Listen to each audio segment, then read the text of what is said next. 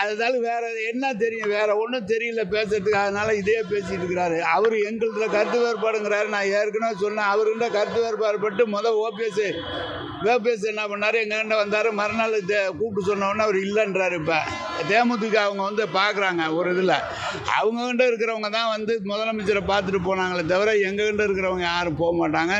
EPS கனவு பலிக்காது, EPS நினைக்கிறது நடக்காது. தளபதி தான் வருவார், தளபதி கூட்டணி அப்படியே தொடரும். அத்தனை பேரும் கட்சியில் நம்ம தளபதி அரவணைச்சு கொண்டு போகிறாங்க. அவருக்கு இபிஎஸ்க்கு வேறு சப்ஜெக்ட் இல்லை, அதனால் இந்த சப்ஜெக்டே பேசிகிட்டு இருக்கார்.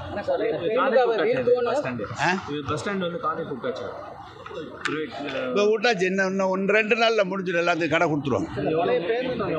தெரியல, எனக்கு டீட்டெயில் தெரியல. கேட்டால் கமிஷனர் சொல்லுவார், உங்களுக்கு கமிஷனர் சொல்லுவார் டீட்டெயில்.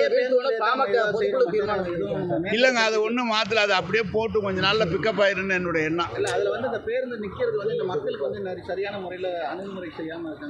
என்ன செய்யணும்னு சொல்லுங்கள், கரெக்டாக இன்னைக்கு செய்ய சொல்லுவோம். நம்ம இலாக்கா அதை உடனே செய்ய சொல்லுவோம். என்ன செய்ய சொல்லுவோம்?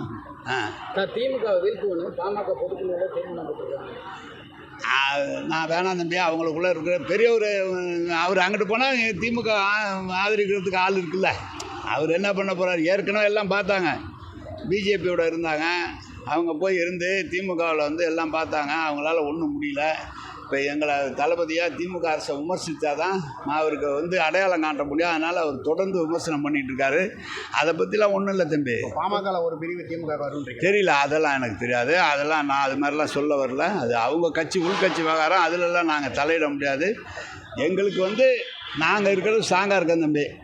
மீண்டும் மக்கள் நல்லா இருக்கிறாங்க. மீண்டும் தளபதி தான் முதலமைச்சராக வருவார்.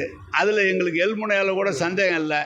அவங்க இப்போ என்ன சொல்கிறாங்க, மக்களுடன் ஸ்டாலின் இப்போ ஆரம்பிச்சிங்களே, ஏன் 4 வருஷம் கழிச்சுன்னு ஆரம்பித்தார். அவர் 4 வருஷம் சேலத்தில் இருந்துட்டு இப்போ தான் வெளியே வந்தார். அவர் எதுக்கு வந்திருக்காருன்னு கேட்டேன் நான். அது மாதிரி எல்லாமே நல்லா இருக்கு, ஜனங்கள் நல்லா இருக்காங்க. தளபதி நல்ல காரியங்கள் செஞ்சுட்டு இருக்கிறாரு.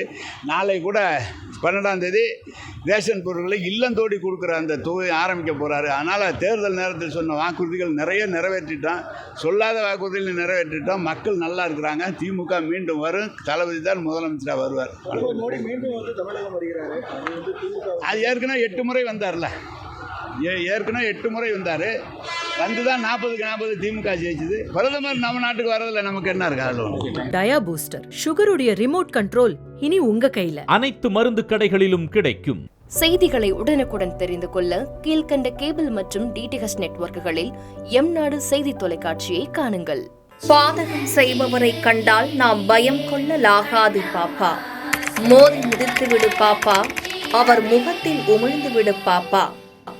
அண்மை செய்திகளை உடனுக்குடன் தெரிந்து கொள்ள இணைந்திருங்கள் எம்நாடு தொலைக்காட்சியுடன்.